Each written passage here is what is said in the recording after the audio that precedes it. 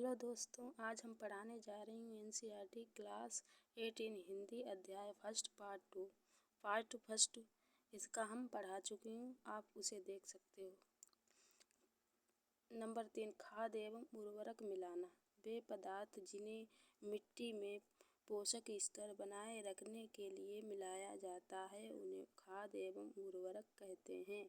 खाद एक प्राकृतिक पदार्थ है जो गोबर, पौधों के अवशेष, विघटन से प्राप्त होता है। उर्वरक रासायनिक पदार्थ है जो विशेष पोषकों से समृद्ध होते हैं। उर्वरक उत्पादन फैक्ट्रियों में किया जाता है। उर्वरक के कुछ उदाहरण जैसे urea, ammonia, sulphate, super phosphate, potash, nitrogen, phosphorus, potassium. इनसे उपयोग से किसानों को गेहूं, धान तथा मक्का जैसी फसलों की अच्छी उपज प्राप्त करने में सहायता मिलती है, परंतु उर्वरक के अत्यधिक उपयोग से मिट्टी की उर्वरता में कमी आई है। राइजोबियम बैक्टीरिया ये फलीदार पौधों की जड़ों की ग्रंथियों में पाए जाते हैं और वायुमंडलीय नाइट्रोजन का स्थिरीकरण कहते हैं। उर्वरक एवं खाद में अंतर। पहले हम खाद देखते हैं। खाद एक प्राकृतिक पदार्थ है जो गोबर एवं पौधों से प्राप्त होता है। खाद खेतों में बनाई जा सकती है। खाद से मिट्टी को ह्यूमस प्रचुर मात्रा में प्राप्त होती है। खाद में पादप पोषक तुलनात्मक रूप से कम होते हैं। उर्वरक देखते हैं। उर्वरक एक मानव निर्मित लवण है। उर्वरक का उत्पादन फैक्ट्रियों में होता है। उर्वरक से मिट्टी को ह्यूमस प्राप्त नहीं होते हैं। उर्वरक पादप जैसे कि नाइट्रोजन, फास्फोरस तथा पोटेशियम प्रचुरता में होते हैं।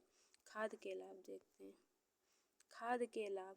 जैविक खाद उर्वरक की अपेक्षा अधिक अच्छी मानी जाती है। इसका मुख्य कारण है इससे मिट्टी की धारण क्षमता में वृद्धि होती है। इससे मिट्टी भुरभुरी हो जाती है जिसके कारण गैस विनिमय सरलता से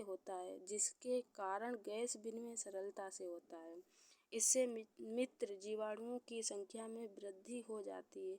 इस जैविक खाद से मिट्टी का गठन सुधर जाता है। नंबर 4 देखते हैं सिंचाई। निश्चित अंतराल पर खेतों में जल देना सिंचाई कहलाता है। सिंचाई के स्रोत कुएं, जलकूप, तालाब, झील, नदियाँ, बांध, नहर आदि जल के स्रोत हैं। सिंचाई के पारंपरिक तरीके क्या हैं देखते हैं। कुओं, झीलों, नहरों में उपलब्ध जल को निकाल कर खेतों तक पहुँचाने के तरीके विभिन्न क्षेत्रों में भिन्न भिन्न हैं। जैसे मापबेस अथवा मजदूर इन विधियों में इस्तेमाल किए जाते हैं। मोट, घिरनी, चेन पंप, ढेकली, राहट। जल को ऊपर खींचने के लिए सामान्यतः पंप उपयोग किया जाता है। पंप चलाने के लिए डीजल चाहिए, बायोगैस चाहिए, विद्युत एवं सौर ऊर्जा का उपयोग किया जाता है। सिंचाई के आधुनिक विधियाँ क्या हैं। मुख्य विधियाँ निम्न हैं। छिड़काव तंत्र। इस विधि का उपयोग असमतल भूमि के लिए किया जाता है जहाँ पर जल कम मात्रा में उपलब्ध है। ड्रिप तंत्र। इस विधि में जल बूंद बूंद करके सीधे पौधों की जड़ों में गिरता है। इसे ड्रिप तंत्र कहते हैं। फलदार पौधे, बगीचों एवं वृक्षों को पानी देने का सर्वोत्तम विधि है। इस विधि से पानी बिल्कुल व्यर्थ नहीं होता है। ये जल की कमी वाले क्षेत्रों के लिए वरदान है।